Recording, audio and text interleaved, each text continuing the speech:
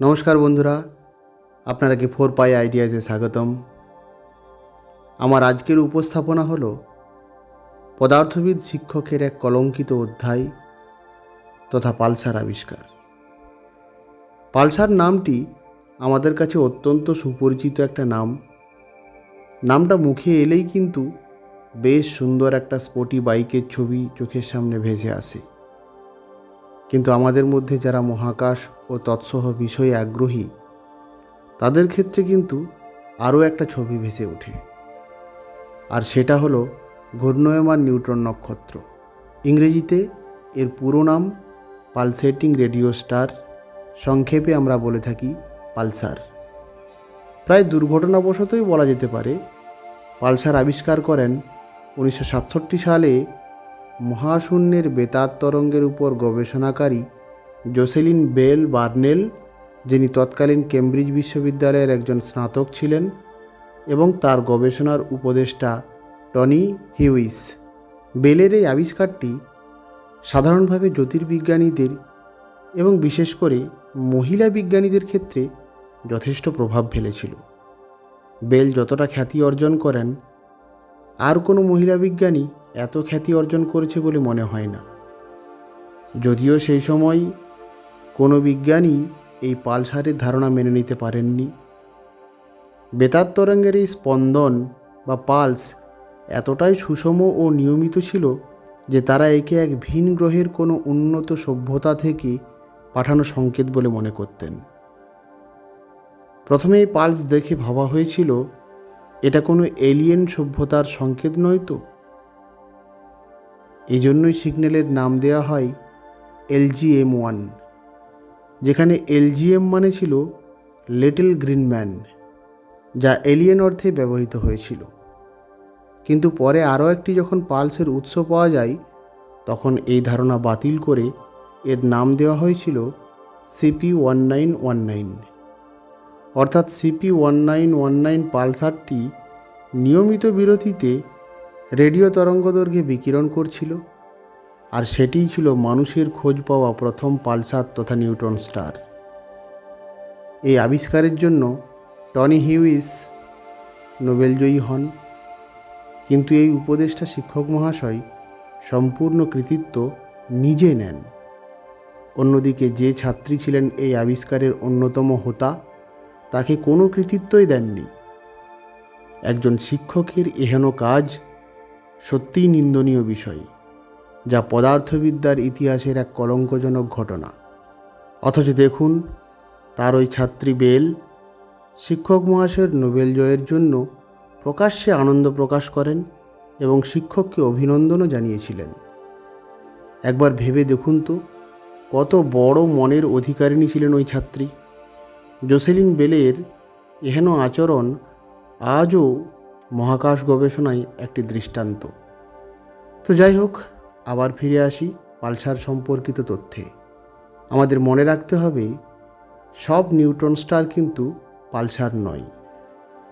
কেবলমাত্র যেসব নিউট্রন নক্ষত্রের ঘূর্ণন বেগ, উদ্ভূত চৌম্বকীয় ক্ষেত্রের প্রাবল্য, আয়নিত গ্যাস, প্লাজমা, পারিপার্শ্বিক চাপ, তাপ ইত্যাদির প্রত্যাশিত মাত্রায় সমাবেশ ঘটে, তারাই পালসার হয়। এটি নিয়মিত ব্যবধানে স্পন্দিত হয় এবং দ্রুত আবর্তিত হয়, তাই এর নাম এমন। এর তড়িৎচুম্বকীয় বিকিরণ দ্বারা আমরা এদের খুঁজে পাই। একে মহাবিশ্বের লাইট হাউসও বলা হয়। এটি মহাকাশের এমন এক জ্যোতিষ্ক যাকে মহাকাশের নিখুঁত ঘড়ি বললেও ভুল বলা হবে না। এর প্রচণ্ড ঘূর্ণন বেগ, যার মান যে কোনো মানুষকে তাক লাগানোর জন্য যথেষ্ট। নিউট্রন নক্ষত্রের এই বিকিরণ পালস কয়েকভাবেই হতে পারে। একটু সহজভাবে বললে, নিউট্রন নক্ষত্রের চৌম্বক ক্ষেত্র অকল্পনীয় শক্তিশালী হয়ে থাকে। এছাড়াও নক্ষত্রটি খুব দ্রুত ঘোরে, ফলত এটি একটি ডায়নামোর ন্যায় আচরণ করে এবং এর চারপাশে একটি বিদ্যুৎ ক্ষেত্র সৃষ্টি হয়, যা নক্ষত্রের পৃষ্ঠে থাকা ইলেকট্রন ও প্রোটনকে মেরুর দিকে গতিশীল করে তোলে। তখন এই দুই মেরু থেকে তড়িৎচুম্বকীয় শক্তি নির্গত হয়।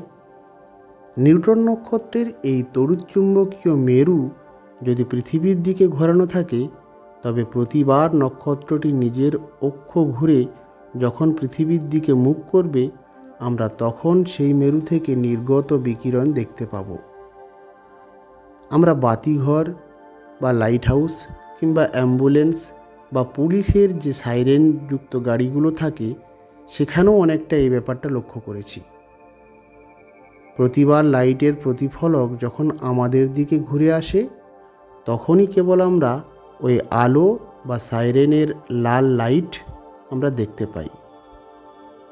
যদিও সময়ের সাথে সাথে তড়িৎচুম্বকীয় শক্তি কমে যাওয়ায় নক্ষত্রের ঘূর্ণন গতি কমে যেতে থাকে ও কয়েক কোটি বছরের মধ্যে এই পালসিং সম্পূর্ণরূপে বন্ধ হয়ে যায়।